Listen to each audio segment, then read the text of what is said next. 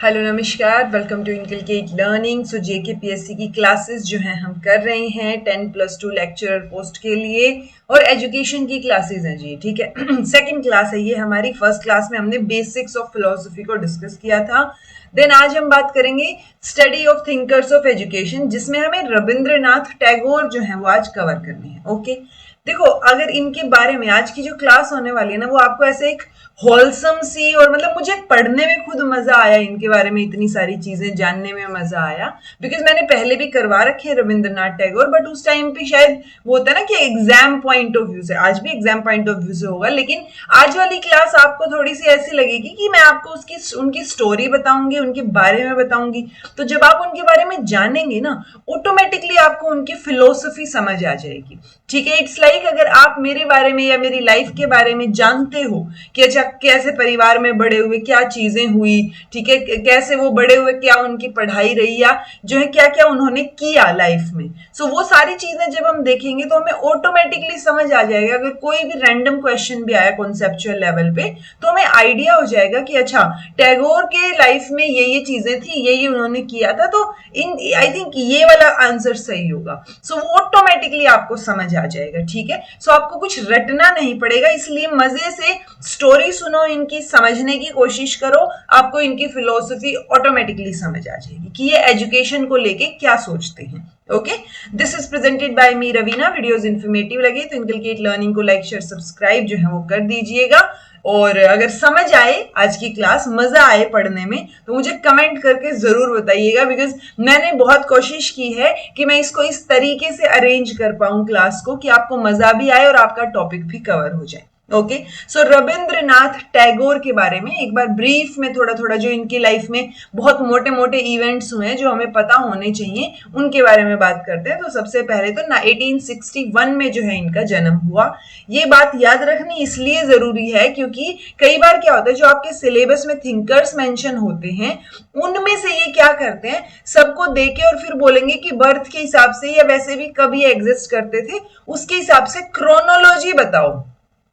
So at least आपको पता हो, अगर आपको पता होगा कि अच्छा रविंद्रनाथ टैगोर 1861 में, गांधी जी 1869 में पैदा हुए, तो आप रिलेट कर पाओगे चीजें। ठीक है, इनकी स्टोरीज भी रिलेट कर पाओगे क्योंकि यूजुअली ये कंटेम्प्रेरीज ही हुए हैं, उसी टाइम पे जो ये लोग हुए हैं उन्हीं को इकट्ठा दे रखा है। ओके, सो रविंद्रनाथ टैगोर जो है वो 1861 में इनका जन्म हुआ था, कैलकाटा में हुआ था। अगर आपको थोड़ा भी आइडिया हो, या जो कैलकाटा के लोग हैं वो तो इट्स लाइक पूजते हैं इनको, रविंद्रनाथ टैगोर को। उनके सॉन्ग्स, उनकी पोएम्स जो है वो बिल्कुल रच बस गई हैं कैलकाटा में या वेस्ट बंगाल में। ओके, सो कैलकाटा में जो है इनका जन्म हुआ था जी। एक बहुत ही प्रोमिनेंट बंगाली फैमिली में ये जन्मे हैं, बहुत अमीर आप लगा सकते हो इनकी फैमिली है। 13 बच्चे थे, 13 इनके पेरेंट्स के। सो ये 13वें बच्चे थे, 13th चाइल्ड थे ये। 13th मतलब इट्स लाइक जो जिंदा रहे, बहुत, क्योंकि पहले वाले जमाने में ऐसे होता था ना कि बहुत सारे बच्चे होते थे, उसमें से कुछ जो है वो मर जाते थे, मेडिकल कंडीशंस या वट एवर इट इज, क्योंकि इतनी सारी सुविधाएं या अच्छी चीजें नहीं थी। तो बहुत सारों में से जो ये 13 बच्चे थे, उनमें से ये 13वें बच्चे थे अपने परिवार में। ठीक है, और ये लोग काफी अमीर थे, इतने अमीर कि इनको ठाकुर बोला जाता था। ठीक है, सो इनके पास बहुत प्रॉपर्टी, बहुत सारी चीजें आपको देखने को मिलेंगी। एक तरीके से बहुत रॉयल फैमिली थी। बट जो इनके पापा थे देवेंद्रनाथ, उनके पापा काफी, मतलब इनके दादाजी काफी प्रोमिनेंट और काफी, मतलब होते हैं ना पैसे वाली सिचुएशन वैसे थे। इनके पापा जो है देवेंद्रनाथ टैगोर, वो जो है फिर थोड़ा सा सोशल रिफॉर्म्स की तरफ और उन साइड पे थे। सो बाद में जो रविंद्रनाथ टैगोर हैं, अब ये इतने अमीर है तो इनके पेरेंट्स के पास इतना टाइम था नहीं, तो इनको जो है यूजुअली सर्वेंट्स ने पाला था। ठीक है, सो इसलिए बहुत बार ये चीज मतलब सुनने में आती है कि अच्छा कैसे जो है इनकी परवरिश हुई, तो सर्वेंट्स ने इनकी परवरिश की थी। ये पॉलीमैथ माने जाते हैं। पॉलीमैथ मतलब एक पर्सन है जो बहुत वाइड नॉलेज या लर्निंग की बात करता है। तो इन्होंने बहुत सारे फील्ड्स में एक्सेल किया। आप देखेंगे कि ये सिर्फ पोइट ही नहीं, पोइट के तौर पे ज्यादा फेमस हुए ऑब्वियसली, बट ये पोइट, फिलोसोफर, इन्होंने गाने भी लिखे, म्यूजिशियन, प्ले राइट, देन आपका ये पेंटर, एजुकेटर, सोशल रिफॉर्मर। सो बहुत सारे जो है फील्ड्स में इन्होंने एक्सेल किया। बट पोएम्स और पोइट जो है इनको सबसे पहले ज्यादा जाना जाता है। पोएम्स के तौर पे या जो पोइट्री ये रहे, जो चीजें इन्होंने लिखी उसके तौर पे जो इनको ख्याति हासिल हुई ना, वो बहुत ज्यादा बड़े लेवल की थी। ओके, देन 1913 में आप ध्यान रखेंगे कि ये फर्स्ट एशियन है, या जो बोल सकते हैं हम फर्स्ट नॉन यूरोपियन है जिनको नोबेल प्राइज जो है वो मिला। नोबेल प्राइज लिटरेचर में मिला इनको। किस लिए मिला? जो इन्होंने बहुत ही सुंदर पोएम्स का कलेक्शन लिखा था, वो क्या था? गीतांजलि।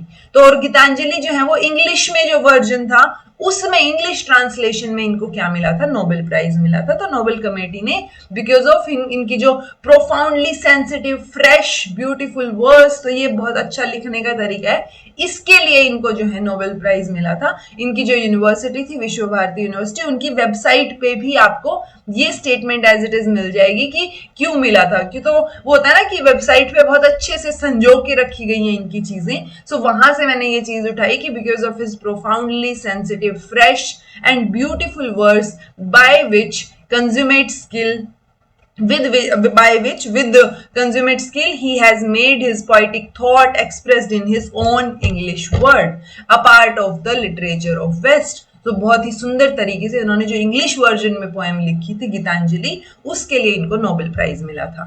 फिर ऑब्वियसली उस टाइम पे हम आजाद तो थे नहीं, तो रविंद्रनाथ टैगोर को उस टाइम पे एक और टाइटल होता था जो किंग देता था। तो जो किंग जॉर्ज वी था, उन्होंने 1915 में नाइटहुड का टाइटल दिया था फॉर सर्विसेज टू लिटरेचर। ठीक है, बट जब वो जलियांवाला बाग मैसेकर हुआ अपने यहाँ, तो इन्होंने वो नाइटहुड का टाइटल जो है वो लौटा दिया था, रिनाउंस कर दिया था। ठीक है, देन इन्होंने दो जो है कंट्रीज के नेशनल एंथम लिखे हैं, यानी इन्होंने जनगण मन भी लिखा और अमर सोनार बांग्ला भी लिखा, जो बांग्लादेश का नेशनल एंथम है। ठीक है, तो ये पहले इंसान आपको ऐसे दिखेंगे जो दो देशों के नेशनल एंथम जो है इन्होंने लिखे हैं।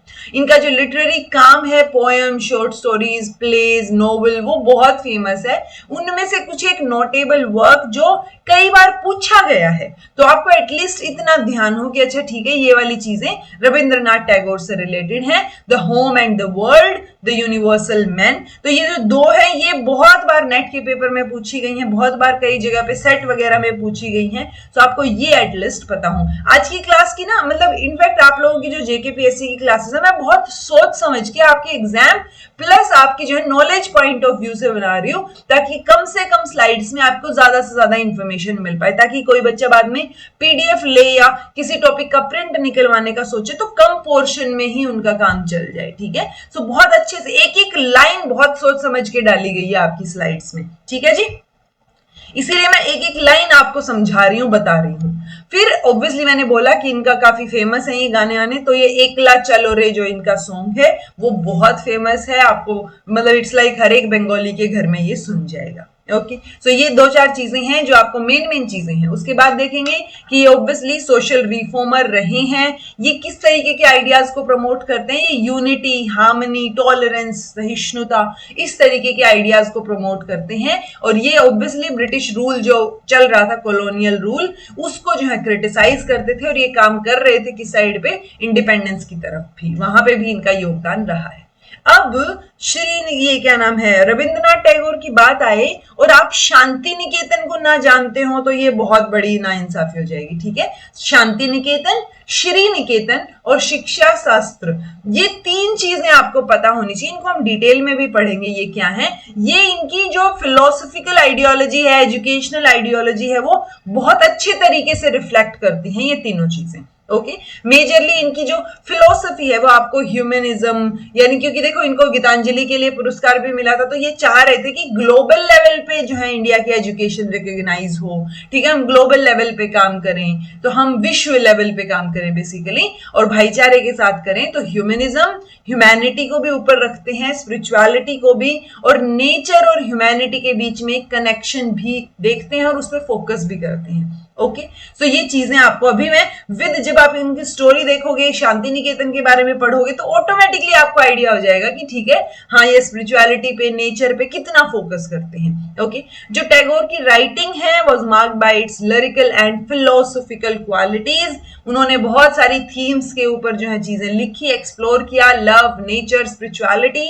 ये दो स्टेटमेंट हैं जो रिपीटेडली कोट करके पूछी गई हैं कि ये स्टेटमेंट किसने बोली हैं। तो ये दोनों स्टेटमेंट स्टेटमेंट जो है वो किसने, रविंद्रनाथ टैगोर ने बोली है। पहला तो गॉड जो ग्रेट गिवर है, ठीक है, तो वो एक होता है ना कि can open the whole universe to our gaze in narrow space of a single land. So ये गॉड को बहुत बड़ा गिवर जो है वो मानते हैं, यानी गॉड में मानते तो हैं कि जो नेचर बनाया है वो गॉड ने दिया है कहीं ना कहीं, ओके। और जो टीचर है वो कभी भी तब तक नहीं पढ़ा सकता जब तक वो खुद ना सीख रहा हो। जैसे मैंने ये चीज ऑलरेडी थोड़ी बहुत पढ़ रखी थी Rabindranath Tagore, exam point of view से आपको वीडियो भी करवा रखी है, तो बट आज की जो वीडियो वो उससे डिफरेंट है।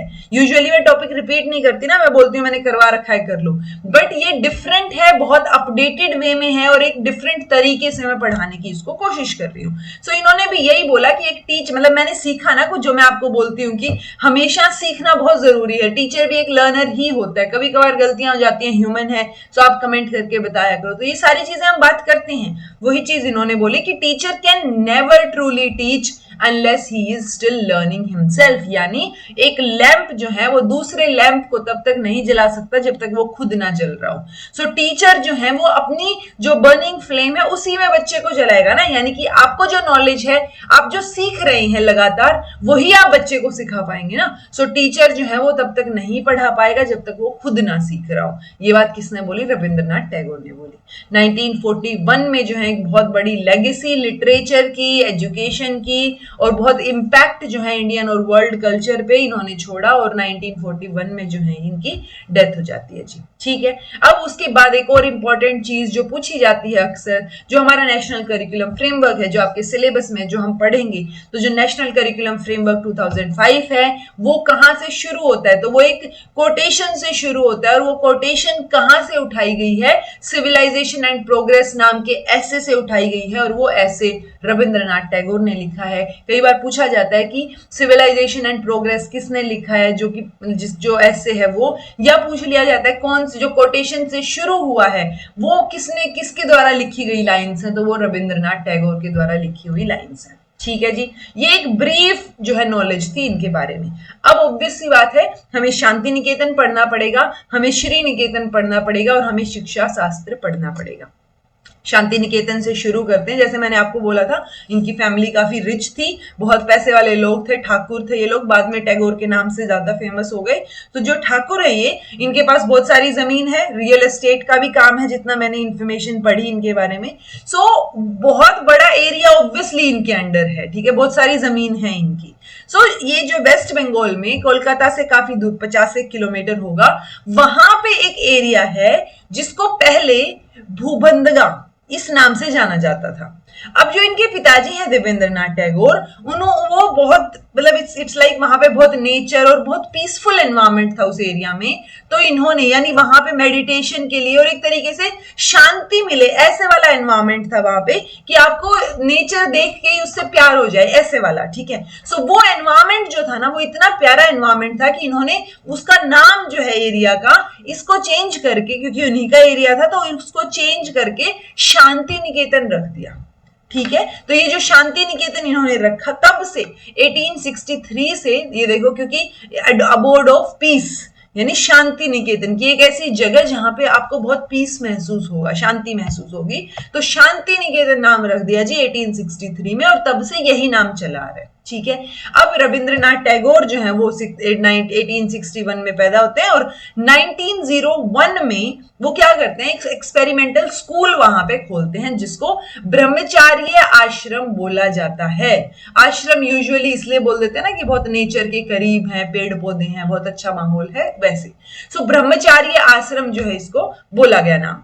अब उन्होंने जो स्कूल शुरू किया था, आप मतलब सोच के सुन के हैरान हो जाओगे कि सिर्फ 5 बच्चों के साथ शुरू किया था। इनफैक्ट क्योंकि वो टीचर नहीं थे, वो एक पोएट थे, उन्होंने बहुत सारी चीजें लिखी थी, तो बहुत सारे लोगों का क्या कहना था कि ये एक आउटकम है, स्कूल जो है वो एक पोएटिक फैंटेसी है, यानी कि वो एक मतलब होता है ना, इनफैक्ट पोइट्स विम भी बोला किसी ने, WHIM, विम की सनक है एक कवि की, ठीक है, उन्होंने शुरू कर दिया है ऐसे ही।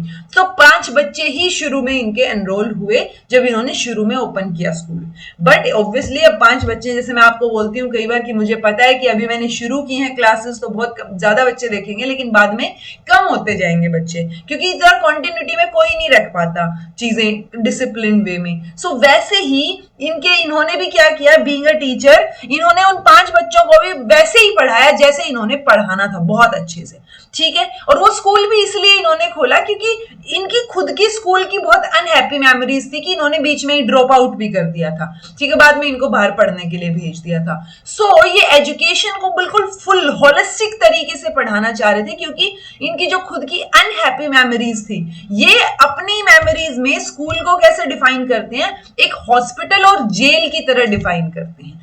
इसलिए अब ये जो स्कूल इन्होंने खोला है, इनमें वो बच्चे के ऊपर, बच्चे की क्रिएटिविटी के ऊपर, एटमॉस्फेयर, उसका जो नेचुरल सराउंडिंग है उसके ऊपर फोकस कर रहे हैं कि जो इनका पढ़ाने का एम है वो ना सिर्फ एस्थेटिक या रिवाइवलिस्टिक हो बट इंटीग्रेटिव हो, हॉलिस्टिक वे में बच्चे को ये पढ़ा पाए, ठीक है।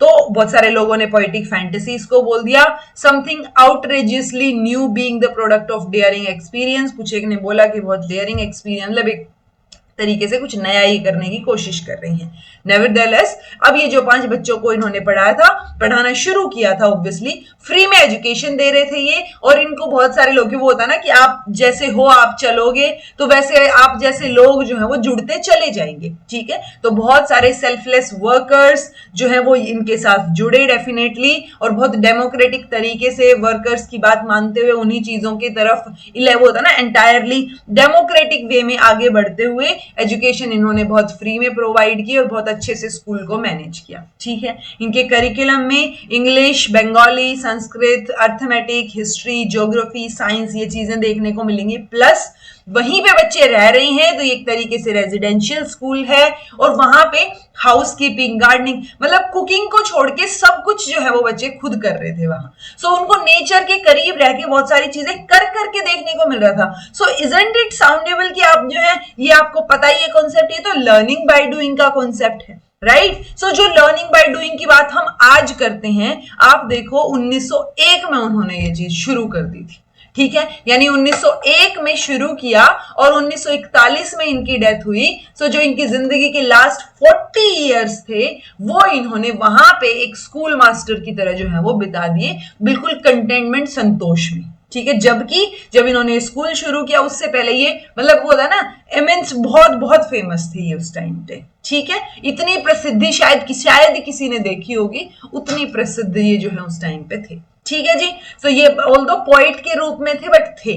सो लाइफ जो है वो बहुत रेगुलर, सिंपल, और आपको जो है बिल्कुल ऐसे कि बच्चों को हम हॉस्पिटैलिटी सिखाएं, वो अपने आप की हेल्प कर सकें, तो वो सारे काम खुद कर सकें, बड़ों की इज्जत कर सकें, तो बहुत अच्छे अच्छे जो है वैल्यूज हम उनमें इनकलकेट कर सकें, उनको पढ़ा भी सकें, उनका एनवायरमेंट भी बहुत अच्छा हो और एक होलिस्टिक डेवलपमेंट हम उनका कर सकें, ठीक है। सो जो लाइफ है वो यहाँ नेचर के बीचों बीच जो है वो चल रही है। हर एक प्यूपिल जो है वो यहाँ पे जो वैल्यूज हैं किसकी, जो नेचर को सस्टेन करने की है, को लिविंग की है, या रिस्पेक्ट है अलग अलग कल्चर, अलग अलग कम्युनिटी के प्रति, वो सारी वैल्यूज यहाँ पे बच्चों में इनकलकेट हो रही हैं। ओके, जो लर्निंग है वो सेल्फ एक्सपीरियंस, यानी कि खुद सीख रहा है बच्चा, एक्सपीरियंस कर रहा है और उस एक्सपीरियंस से वो लर्निंग कर रहा है, चीजें सीख रहा है। सो लर्निंग बाय डूइंग जो है यहाँ चल रही है। प्ले आवर्स जो हैं उसमें इवनिंग में जो खेलने वाले समय है खेलने का, उसमें स्टोरी टेलिंग, रात में स्टार्स को देखना, सिंगिंग, प्लेज परफॉर्म करना। इनफैक्ट जो आप प्ले परफॉर्म कर रहे हो या गाना गा रहे हो तो एनकरेज किया जाता था कि वो आप खुद लिखो और फिर आप परफॉर्म करो, ठीक है। सो वहां पे आपको क्रिएटिविटी झलकेगी क्योंकि ऐसे ही नहीं लिखी जाती कोई भी चीज, राइट। सो वहां से ये चीजें आपको देखने को मिलेंगी। सो आपको समझ आ रहा होगा कि वो किस तरीके की एजुकेशन पे फोकस कर रही हैं। ओके, सो लर्निंग यहाँ पे बिल्कुल ऐसे फन और चॉइस की तरह दी जा रही थी। बच्चे को जो है वो बांध के नहीं रखा जा रहा था किसी चीज में, या उसके ऊपर जो स्टीरियोटिपिकल चीजें एनफोर्स नहीं की जा रही थी, उसको टेक्स्ट बुक तक सीमित नहीं रखा जा रहा था। ओके, तो वो सारी चीजें। अब ये स्कूल इतना अच्छा निकला कि जो लेस देन 10 स्टूडेंट्स यानी 5 बच्चों से शुरू हुआ था, कब जो है इतने कम टाइम में वहां पे 150 बच्चे एनरोल हो गए वो पता ही नहीं चला, ठीक है। अब ऑब्वियस सी बात है, स्टूडेंट की पॉपुलेशन बढ़ रही है तो बहुत इमीडिएट एक्सटेंशन जो है वो आपको स्कूल की बिल्डिंग में, ग्राउंड में, फैसिलिटीज में नजर आएगा। इनफैक्ट 1908 में गर्ल्स का सेक्शन भी जो है वो ऐड कर दिया गया। ऑल्दो मैंने बोला आपको कि स्टीरियो स्टीरियोटिपिकल चीजें, टेक्स्ट बुक्स पे फोकस नहीं था, बट जो मैट्रिकुलेशन की क्लासेस थी उस टाइम पे बुक्स डेफिनेटली टेक्स्ट बुक्स जो है वो प्रिस्क्राइब्ड थी, सिलेबस वहां पे था, स्टीरियोटिपिकल टेक्स्ट बुक नहीं थी। जो स्टीरियोटाइप्ड टेक्स्ट बुक्स हैं उसी तरीके के स्टीरियोटिपिकल एग्जांपल्स जिनमें हो वो डिस्कार्ड कर दी गई थी। हाँ, जनरल रीडिंग को एनकरेज किया जाता था, बट बाकी चीजें कि उनकी हेल्थ पे फोकस करना, गेम्स, गार्डनिंग, ये कंपलसरी थे वहां पे कि कुछ ना कुछ तो आप करेंगे ही, एनसीसी, एनएसएस, वो चीजें थी। सो वो सारी चीजें उस टाइम पे एग्जिस्ट करती थी, ठीक है। कॉर्पोरल पनिशमेंट वहां पे थी नहीं। हाँ, कई बार बोला जाता है कि वो एक मतलब इट्स लाइक जो प्रॉब्लमेटिक चाइल्ड थे उनके लिए ये थोड़ा सा अनफेयर था, उनको जो है वो वहां से एक्सेल कर दिया जाता था, निकाल दिया जाता था, या कॉर्पोरल पनिशमेंट नहीं दी जाती थी, वो तो बिल्कुल क्लियर है, या बहुत कभी कभार रेयर वाली सिचुएशन, ठीक है। सो वो चीजें जो हम आज पढ़ते हैं, जो हम एनसीएफ में पढ़ते हैं कि अच्छा लर्नर सेंटर्ड होनी चाहिए चीजें, या फिर जो है बच्चे के ऊपर फोकस करो, उसके साथ साथ जो है बच्चे को डेमोक्रेटिक तरीके से पढ़ाओ, टीचर सेंटर्ड ना हो चीजें, तो वो सारी चीजें already learning by doing, class से बाहर निकलो, चार दीवारी से बाहर निकलो, वो सारी चीजें इनके शांति निकेतन में स्कूल जो था उसमें देखने को मिलती है। तो देखो, जगह का नाम भी शांति निकेतन था, स्कूल का नाम भी शांति निकेतन ही आप लगा लो, तो शांति निकेतन वर्ड जो है वो बिल्कुल टैगोर से कनेक्टेड है, अटैच्ड है, ये बात आपको पता होनी चाहिए, ठीक है। अब ऑब्वियसली बात है, जब बच्चे 150 हो गए हैं इतनी जल्दी, तो 1919 में फिर जाके, क्योंकि देखो 19 साल लग गए, इनको भी लगे रहे ये भी अपने फील्ड में, तो 1919 में अरेंजमेंट्स किए गए कि अब हायर स्टडीज जो हैं वो भी यहाँ पे कोर्सेज प्रोवाइड किए जाएंगे। सो बुद्धिस्ट लिटरेचर में, वैदिक में, क्लासिकल संस्कृत में, पाली, प्राकृत, बाद में फिर इन्होंने तिब्बतन, चाइनीज, जैन, जोरोस्ट्रियन या इस्लामिक स्टडीज, तो हर तरीके की एजुकेशन यहाँ प्रोवाइड करने की बाद में कोशिश की गई। टैगोर ने ऑलरेडी जो है एक आर्ट एंड म्यूजिक की टीचिंग का जो एक कला भवन जिसको हम बोले वो एस्टेब्लिश कर दिया था विश्व भारती में। अब ये विश्व भारती क्या है?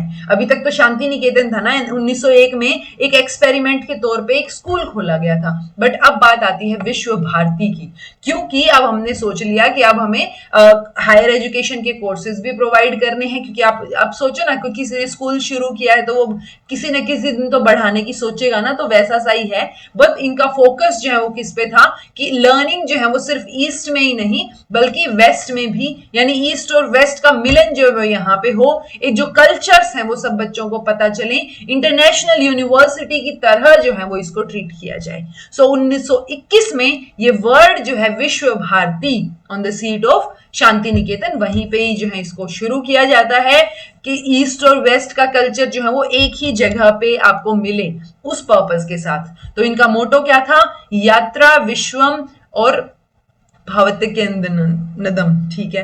तो ये थोड़ा सा भावतई कनिदम, ठीक है। सो ये संस्कृत में है आई थिंक। सो इसका मतलब क्या है? जहां पे world makes its home in a single nest, तो एक ही घोंसले में पूरे वर्ल्ड जो है वो समाया हुआ है, पूरे संसार का एक ही घर जो है एक तरीके से ये हो गया है। ओके, तो सारी जगह के बच्चे जो है वो यहाँ आके पढ़ते थे।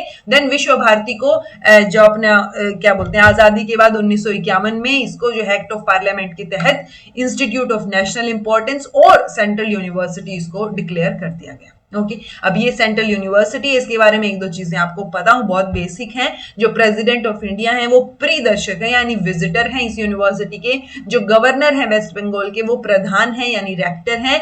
प्राइम मिनिस्टर जो है यानी वो आचार्य हैं यानी कि चांसलर हैं। जो प्रेसिडेंट है इंडिया का वो जो है उप आचार्य यानी कि वाइस चांसलर को अपॉइंट करता है। तो ये दो तीन चीजें पता हो, क्योंकि ये पहली सेंट्रल या ये एक इकलौती सेंट्रल यूनिवर्सिटी है जिसके चांसलर जो है वो प्राइम मिनिस्टर है, अदरवाइज चांसलर जो है वो प्रेसिडेंट ऑफ इंडिया होता है। विजिटर एंड चांसलर दोनों ही एक तरीके से। सो ये चांसलर है, विजिटर प्रेसिडेंट ऑफ इंडिया, ये इन्फॉर्मेशन आपको पता होनी चाहिए।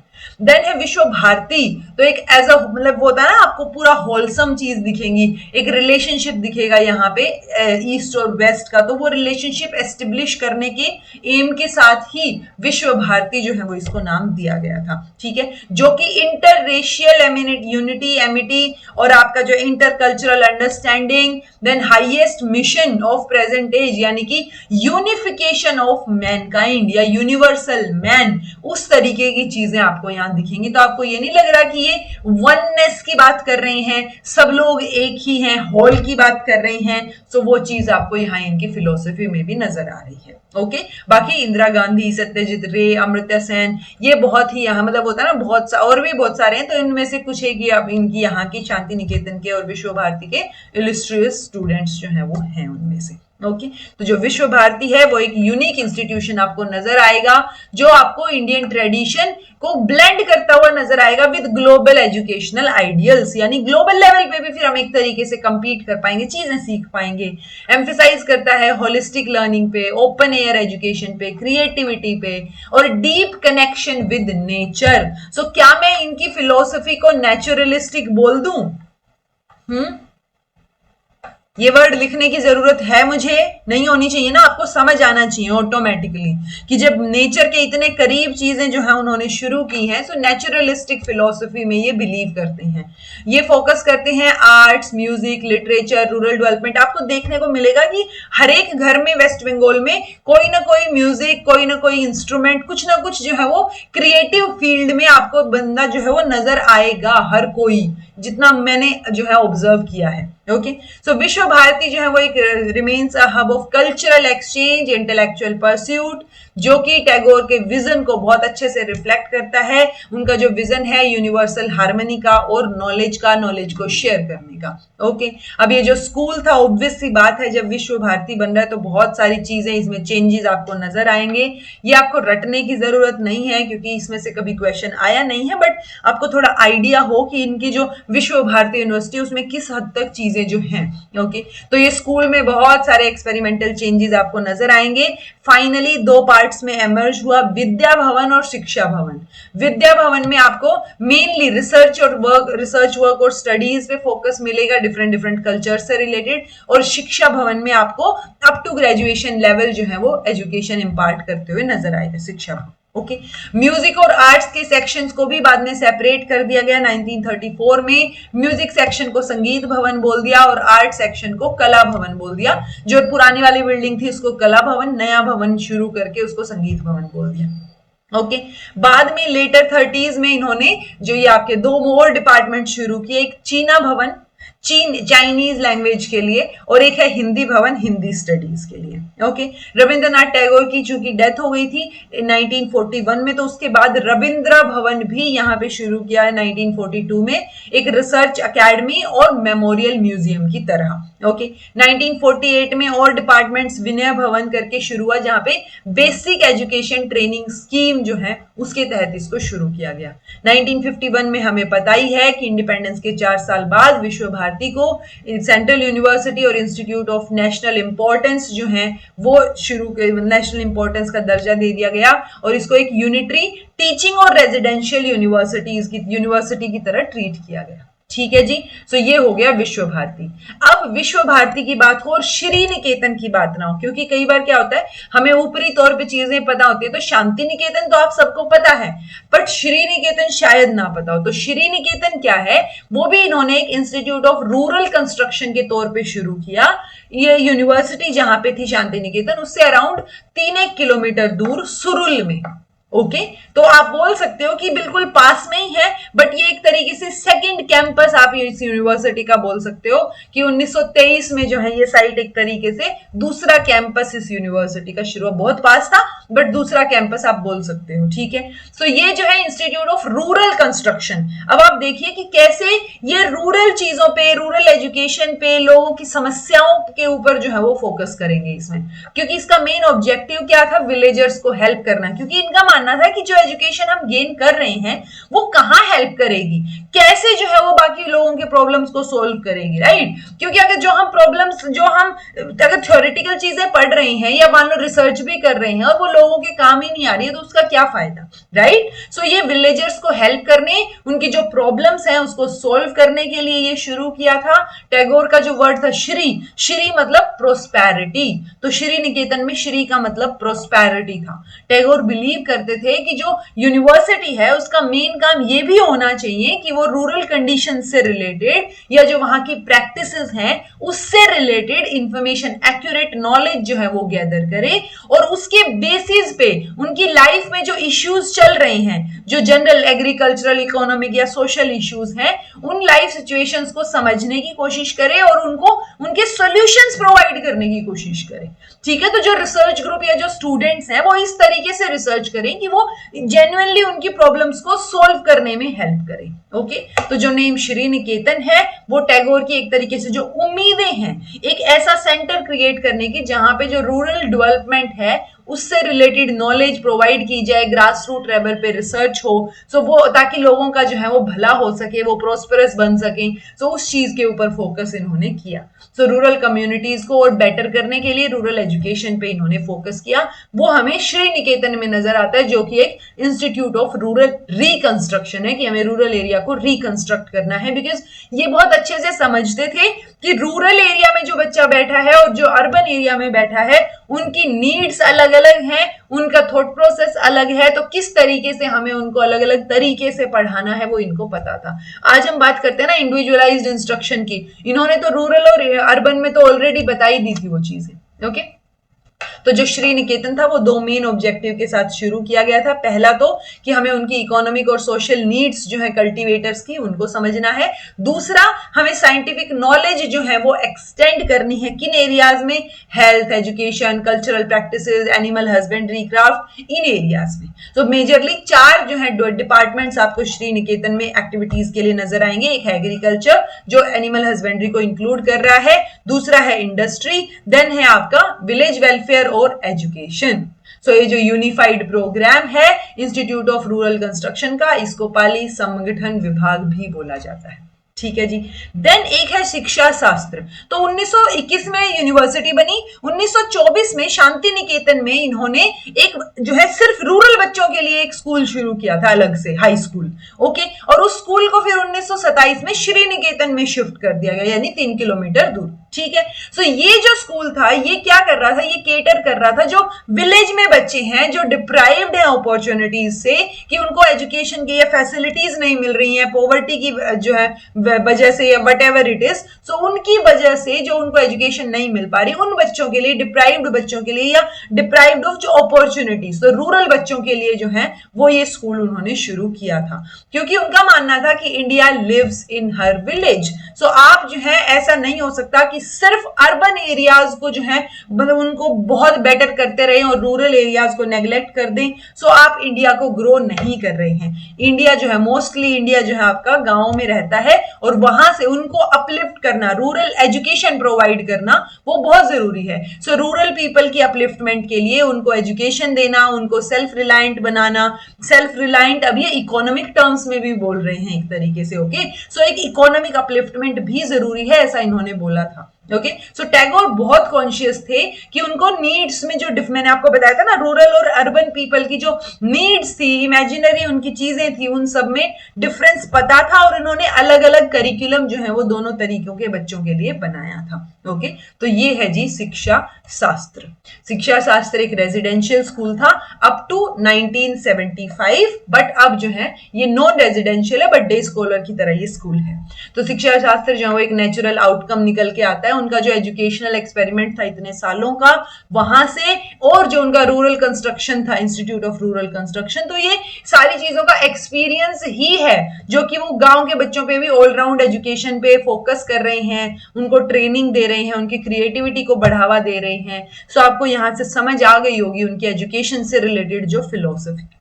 ओके, अब जो श्री निकेतन है या शांति निकेतन है उनके अलग अलग विजन है। तो श्री निकेतन में हम समझ गए हैं कि वो फ्रेंडशिप जीतना चाह रहे हैं विलेजर्स की, उनका प्यार जीतना चाह रहे हैं, रियल इंटरेस्ट एक्चुअल में उनकी हेल्प करना चाह रहे हैं। ठीक है, तो वो जब आप उनसे दोस्ती करोगे, प्यार से बात करोगे, समझने की कोशिश करोगे उनकी प्रॉब्लम्स को और उनके अच्छे सही सोल्यूशन प्रोवाइड करोगे, जिससे कि वो विलेजर्स भी ग्रो कर पाएंगे, रूरल इकोनॉमी ग्रो कर पाएगी, कल्चर ग्रो कर पाएगा और एक ऑन फील्ड एक्सपीरियंस बच्चों को भी मिलेगा। तो ये सारी चीजें जो है वो फोकस कर रही थी। किसका विजन और मिशन था? ये श्री निकेतन का। शांति निकेतन का क्या फोकस था, किस पे फोकस कर रहे थे? तो ये to study the mind of man in its realisation of different aspect of truth from diverse point of view. ठीक है, सो अलग अलग पॉइंट ऑफ व्यू से आप सेल्फ रियलाइजेशन पे ही फोकस है, हमें दिख रहा है। ठीक है, सो मोर इंटीमेट रिलेशंस एक दूसरे के साथ बने, आप पेशेंटली स्टडी करो, रिसर्च करो, अलग अलग जो कल्चर है ईस्ट के वेस्ट के वो आपको एक ही जगह पे नजर आए। वेस्ट को आप डिफरेंट पॉइंट ऑफ व्यू से अप्रोच करें, एक यूनिटी की तरह अप्रोच करें। ठीक है, कि ये एशिया का थॉट है, ये वेस्ट का थॉट है, वो जानने की कोशिश करें, अपनी लर्निंग को जो है वो एनहेंस करने की कोशिश करें, उस पर फोकस है। आज भी यही आपको वेबसाइट पे मिल जाएंगी शांति निकेतन के मिशन और विजन में। ठीक है, to seek to realise in common fellowship, ठीक है, of the study the meeting of east and west. तो आपको वही ईस्ट और वेस्ट की दो हेमिस्फीयर जो है वो मिलते हुए नजर आएंगे कि फ्री कम्युनिकेशन यहाँ पे आराम से होगा, सब लोग साथ में रहेंगे, एक दूसरे के कल्चर को, चीजों को जानेंगे। ठीक है, ये जो आइडियल्स हैं to provide eight Shanti Niketan, एक सेंटर ऑफ कल्चर उसको बना रही है जहां पे रिसर्च होगी, स्टडी होगी, रिलीजन की, लिटरेचर की, history, science, art of Hindu, Buddhism, सारी चीजों की। तो सब लोग एक ही जगह पे, जो इन्होंने विश्व भारती नाम दिया उसको, सो वो चीज जस्टिफाई कर रही है इनके ऑब्जेक्टिव्स में, इनके विजन और मिशन में। ठीक है जी।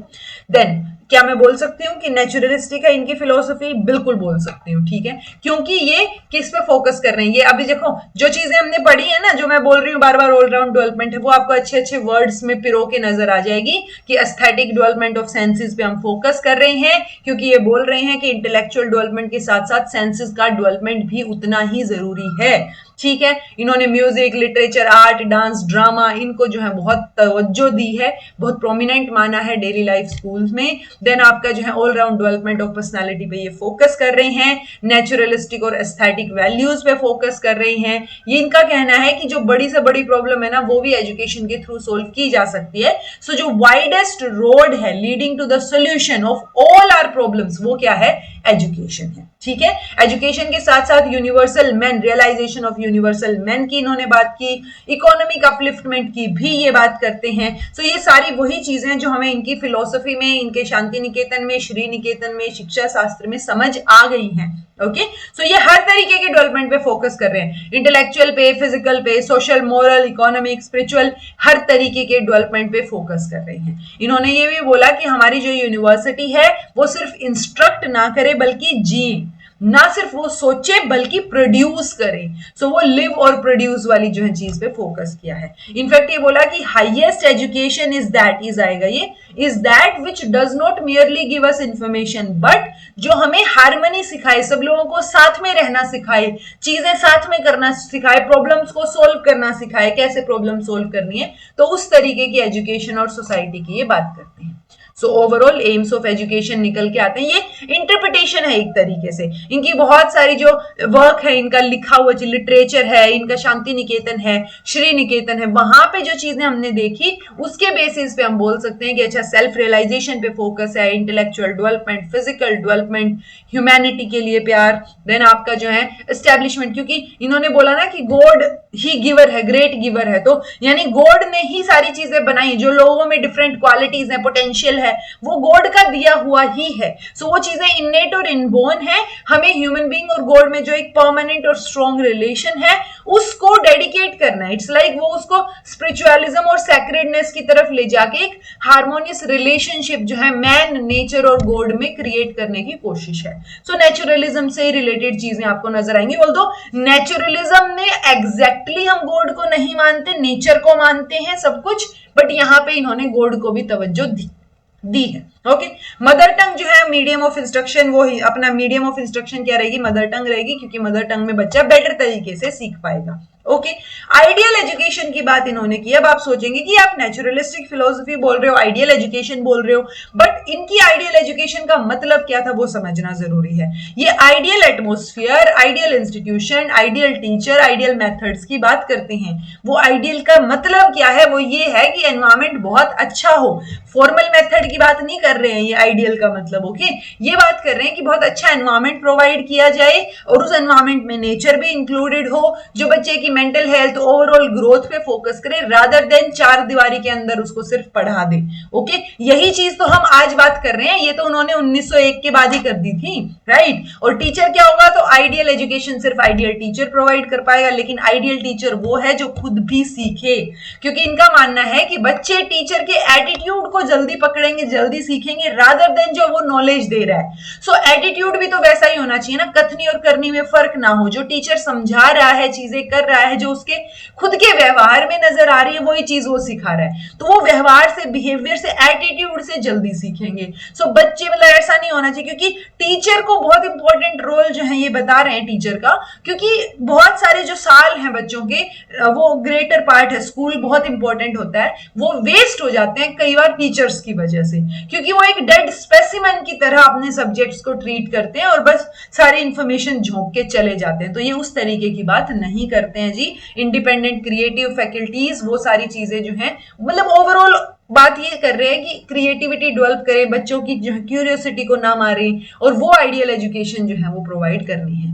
ऐसा ही आइडियल इंस्टीट्यूशन होगा जहां पे पहला लेसन जो सिखाया जाएगा वो इम्प्रोवाइजेशन का होगा। जैसे मैंने जो पहली जो वीडियो डाली थी, पहले जो एक वीडियो है चैनल पे रविंद्रनाथ टैगोर की, उसमें और आज की रविंद्रनाथ टैगोर की वीडियो में आपको बहुत इंप्रूवमेंट मिलेगी, बहुत चेंज मिलेगा, पढ़ाने के तरीके में चेंज मिलेगा, आपको ऐसे लगेगा शायद दो अलग इंसान पढ़ा रहे हैं उन दोनों वीडियोस में। ओके, सो वो चीज है कि आपको अपनी ग्रोथ दिखनी चाहिए, अपनी कमियां दिखनी चाहिए, तभी आप इंप्रूव कर पाओगे। तो पहला इंपॉर्टेंट लेसन इम्प्रोवाइजेशन जो है वो होना चाहिए, and with constant occasion to explore one's capacity through surprises of achievement. तो आपको इट्स लाइक वो जो रेडीमेड आइडियाज या नॉलेज है उसका कोई जगह नहीं है, यहाँ पे हमें चीजें खुद करके देखनी है, सीखनी है, सेल्फ रियलाइज करना है, मेडिटेट करना है, तो वो सारी चीजें आपको आइडियल इंस्टीट्यूशन में नजर आनी चाहिए। ओवरऑल आई होप आपको इतना समझ आ गया होगा। अब जो इनकी यूनिवर्सिटी है, विश्व भारती यूनिवर्सिटी, उसके ऊपर एक हेडिंग है एजुकेशनल आइडियाज ऑफ, उनकी वेबसाइट पे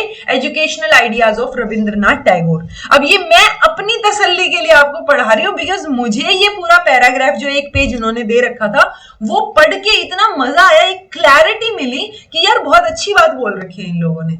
इन्होंने ये बोला कि जो रविंद्रनाथ टैगोर का रोल है ना एजुकेशनल आइडियाज की इनोवेशन में, वो कहीं ना कहीं फीका पड़ जाता है उनके पोइट के, जो पोइट के तौर पे वो उभरे हैं, ठीक है। ऑल्दो वो बहुत पायनियर है फील्ड ऑफ एजुकेशन में, बट कहीं ना कहीं वो पोइट बहुत ज्यादा, मतलब इट्स लाइक उनकी प्रसिद्धि पोइट के रूप में इतनी थी कि एजुकेशनल थिंकर या एजुकेशनल आइडियाज के रूप में बहुत उतनी ज्यादा नहीं हो पाई जितने वो एक पोइट के तौर पे फेमस थे।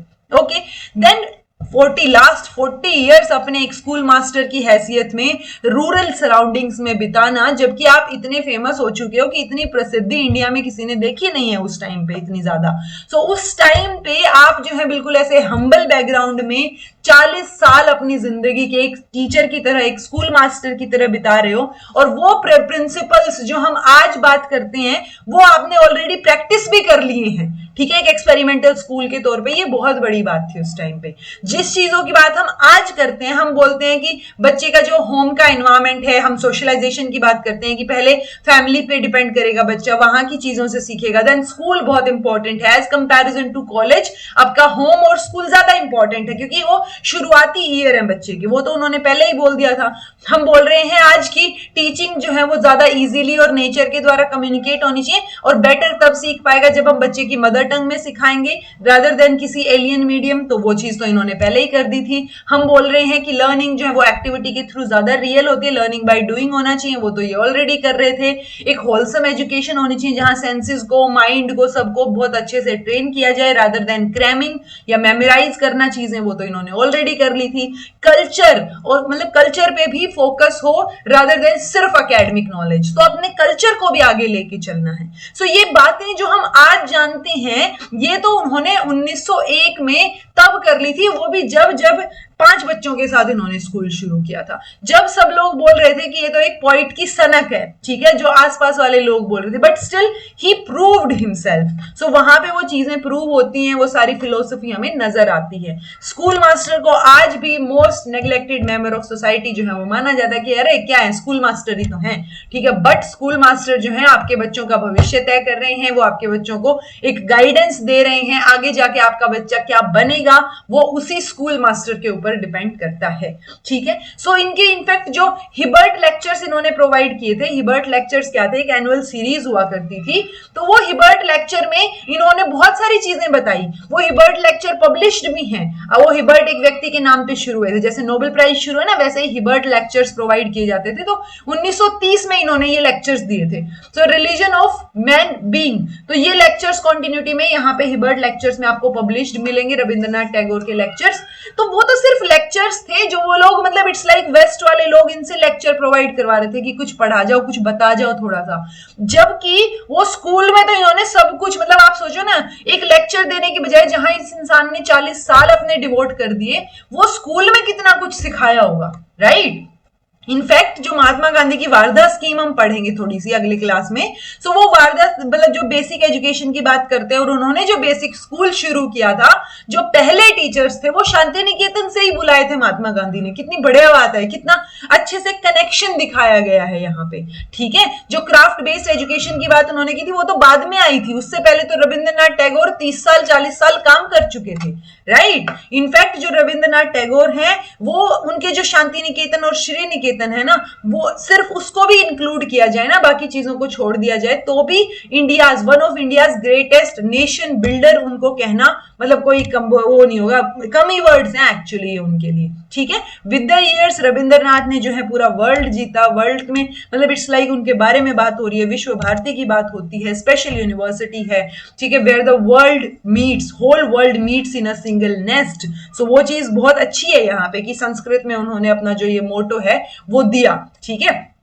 सो ओवरऑल विश्व भारती अब जो है उसको ऑब्वियसली हम एक, उनकी वेल्थ है वो, ठीक है, उनकी लेगेसी है वो, जिसको हम आगे बढ़ा रहे हैं। इनफैक्ट मुझे बहुत अच्छी बात लगी 1940 में, यानी 1941 में वो मरे हैं, तो 1940 में गांधी जी के हाथ में उन्होंने एक लेटर दिया, और उस लेटर में लिखा था कि विश्व भारती एक ऐसा वेसल है, एक ऐसा बर्तन है बेसिकली, जिसमें मेरी लाइफ का बेस्ट ट्रेजर है, बेस्ट खजाना जो है ना वो इस बर्तन में है, सारा का सारा, वो सारा विश्व भारती, मतलब अपने वो देखो ना, वो विश्व भारती को खजाना बोल रहे हैं अपना एक तरीके से, कि सब कुछ इसी के अंदर है जो मैं छोड़ के जा रहा हूं। और मैं चाहता हूं, मैं उम्मीद करता हूं कि फर्दर फ्यूचर में मेरे जो देश के लोग हैं वो इसको प्रिजर्व, स्पेशल केयर देके प्रिजर्व करके रखेंगे, इसीलिए इसको नेशनल इंपॉर्टेंस का दर्जा दिया गया है। सेंट्रल यूनिवर्सिटी है, इकलौती यूनिवर्सिटी है जहां के चांसलर प्राइम मिनिस्टर हैं, ठीक है जी। मैं उम्मीद करती हूँ रविंद्रनाथ टैगोर आपको बहुत हार्टली समझ आ गए होंगे, उनकी फिलोसफी जो है वो समझ आ गई होगी, उनके बारे में बातें समझ आ गई होंगी। मेजरली क्वेश्चन तो इनकी बुक्स के अराउंड रिवॉल्व कर जाता है, या फिलोसफी नेचर से रिलेट करती है उसके अराउंड रिवॉल्व करता है, बट कोई भी कॉन्सेप्चुअल क्वेश्चन आ गया इस क्लास के बाद, आई एम श्योर आप बहुत अच्छे से सोल्व कर पाएंगे। एंड मैं उम्मीद करती हूँ कि आपको समझ आया होगा, मैंने अपना बेस्ट दिया है ये लेक्चर समझाने में आपको, तो मुझे कमेंट करके जरूर बताइएगा। आई एम वेरी एक्साइटेड कि आप लोगों को कैसा लगा ये तरीका, कि आपको एक स्टोरी की तरह कनेक्ट करके उनकी फिलोसफी चीजें समझ में आई। सो वो सारी चीजें मुझे कमेंट करके जरूर बताइएगा। This was all about today. मुझे बहुत अच्छा लगा रविंद्रनाथ टैगोर पढ़ के और उनके बारे में इतनी चीजें बारीकी से जान के। Okay, so this was all about today. Thank you so much for watching. Be happy, keep smiling, subscribe to Inculcate Learning because it is absolutely free. Be consistent in your efforts. Take care. See you in next class.